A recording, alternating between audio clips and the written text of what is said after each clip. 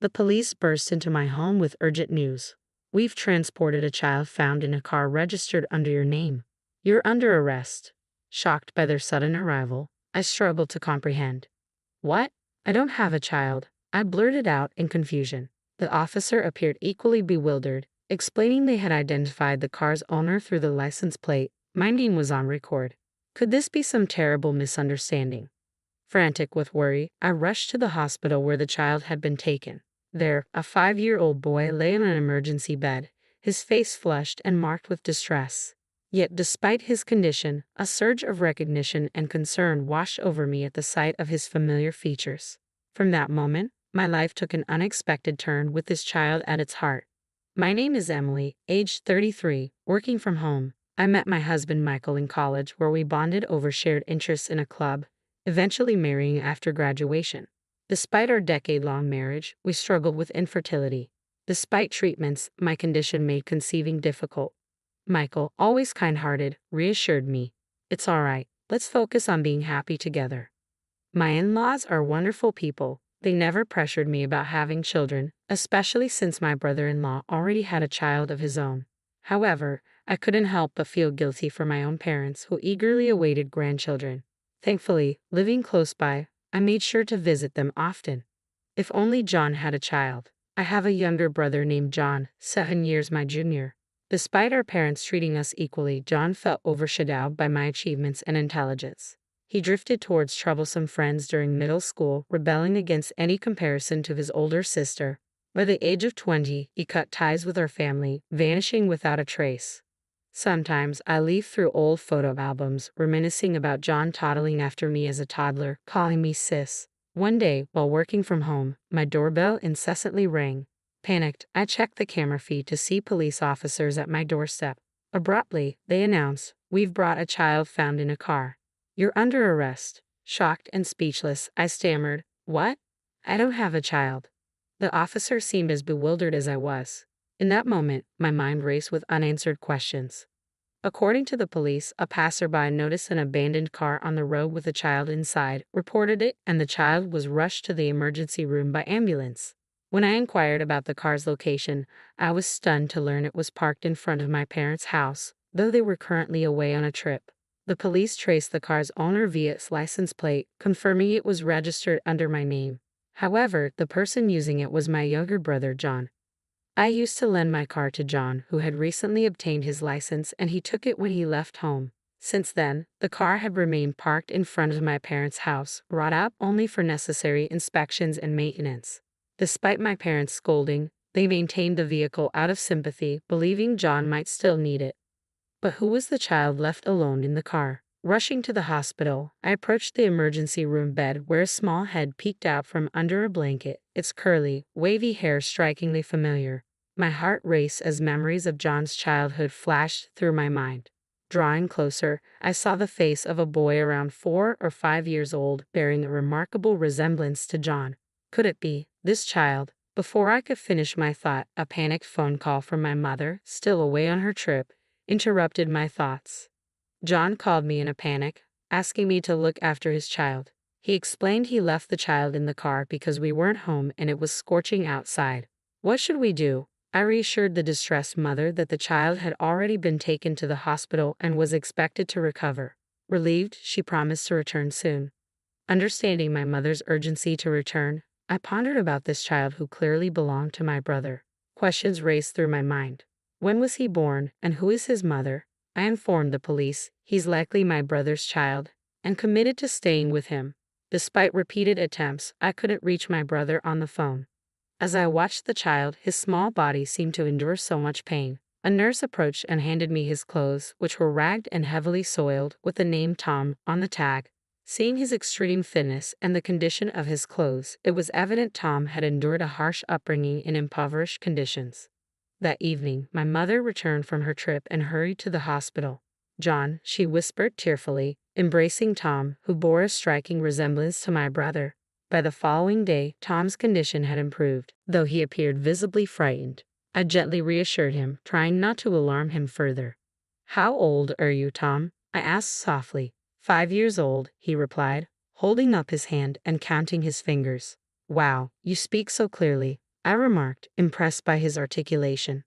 I praised Tom and gently stroked his head, finally coaxing the smile from his pale, thin face. Despite his frail appearance, he seemed to brighten up in response. The doctor informed us of bruises covering his body. I persuaded the police to let us care for Tom until we could reach John, skillfully avoiding an official report. 3 days later, Tom was discharged from the hospital. Unwilling to see him in his worn-out clothes, I bought him new ones which made him look even more charming and bright. As we prepared to leave the hospital, I managed to reach John on the phone amidst a chaotic background noise. How could you leave him in the car under the hot sun? He was taken to the hospital, but he survived, thankfully. I confronted him. He had bruises all over his body. Did you do this? Thomas is clumsy. I was just trying to discipline him, John retorted, his tone devoid of remorse, leaving me speechless. He's only 5 years old. He's slow, can't even remember his letters, no matter how many times I teach him. It's frustrating, so I left him at our parents' place. I was appalled by my brother's harsh treatment of his son. Concerned for Tom's well-being under such parenting, John callously added, I'm in the middle of a casino jackpot right now, before abruptly hanging up. Witnessing Tom's worried expression, tears welled up silently as I reassured him with a gentle stroke. Everything will be okay. He's just 5. It's natural for him to cry and seek comfort, yet he remains silent. His lack of calling out for his parents tugged at my heart, prompting painful thoughts. After discussing with Michael and our parents, we resolved to care for Tom in our home. Back at home, I prepared a children's lunch of hamburgers and fries adorned with colorful character flags. When I set it in front of Tom, his eyes lit up in wonder. I've never had anything like this before. Can I really eat it? Of course, Tom, it's all for you, I assured him, delighted by his messy enjoyment, ketchup smudged on his cheeks, and a joyful grin on his face. In the evening, Tom giggled and splashed around in the bath with Michael, thoroughly enjoying himself. At bedtime, I nestled beside him, reading picture books. He listened attentively with bright eyes, yet occasionally a hint of worry clouded his expression. Can I stay here forever? I don't want to go back home, he asked me suddenly, his voice tinged with uncertainty. I understand. You want to stay here, don't you? I asked gently. Tom nodded with visible relief, and my heart ached to see him in such a vulnerable state. In the days that followed, he grew increasingly attached to Michael and me. He eagerly offered to help fold laundry or carry bags when we went shopping, his small frame determined and eager to contribute. Living together, I discovered what a kind and wonderful child Tom was. Both Michael and I grew deeply fond of him, leading us to discuss the possibility of adopting him, especially if John and his partner had no plans to raise him. Upon checking with the city office, I learned that Tom's birth had been registered by my brother and his wife, and they were listed on the residence certificate as living with Tom at our parents' house. We began consulting with family court about the next steps. About a month after Tom came to live with us, John and a young woman arrived for a visit. Thanks for taking care of Tom, she greeted us warmly. As soon as Tom saw them, he instinctively sought refuge behind me, clearly uneasy. It was evident he had endured unsettling experiences. My brother, whom I hadn't seen in years, appeared more assertive than before, dressed unkemptly, signaling troubled times. The young woman with him introduced herself as Risa, adorned with multiple ear and nose piercings, exuding a flashy, carefree aura. How did you find out where I live? I questioned, feeling uneasy. Hey sis, Mom, looks like you're living the good life in this nice house, huh? John remarked casually. I need to talk about Tom. Let us in. Reluctantly, I agreed, unable to refuse when Tom's well-being was at stake. According to my brother, he had married Risa shortly after leaving home. They had lived a transit lifestyle, often staying in their car due to lack of stable accommodation. As John looked around our home, he finally came to the point. I heard from Mom that you don't have children, right? After 10 years of marriage with no kids, it must be tough, John remarked casually. What are you suggesting? I asked, sensing an underlying motive.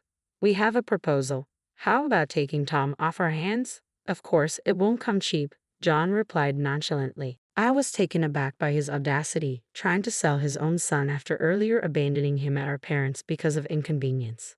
Anger surged within me. John, do you even see your child as a human being? He's not something you can just sell. What? Acting all self-righteous now. I rebelled because of your strictness. Our parents always favored you. It's ridiculous how you blame us for your failures, John retorted defiantly. Shut up. Just give me the money, I snapped back, infuriated. John raised his hand threateningly, poised to strike me. Suddenly, Tom, who had been hiding behind me, stepped forward. He stretched out his arms, trying to shield me from John's aggression.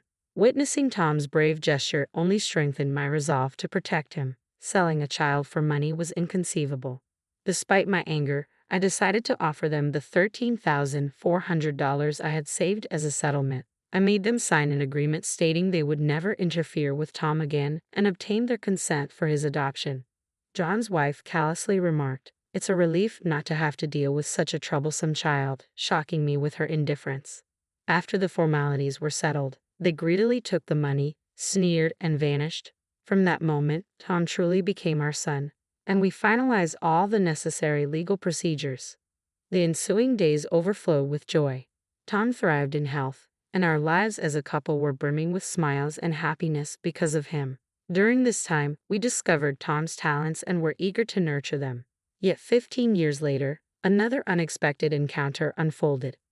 Once more, my younger brother and his wife paid us a visit.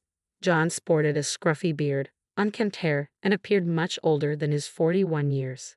His wife, without makeup, wore worn-out clothes and torn plastic sandals. It was evident they had fallen on hard times, living a rough existence. An uneasy feeling settled over me as they appeared unexpectedly, knowing their visit couldn't bode well, especially with my dependable husband Michael away at work that day. "What do you want?" I asked cautiously. "I need some money," John replied bluntly. "Why should I give you money?" I countered, wary of his intentions. "I heard Tom, that idiot, managed to get into a prestigious medical school," John remarked, his disdain evident. It seemed he had learned about Tom's achievements from someone in our neighborhood at a local tavern.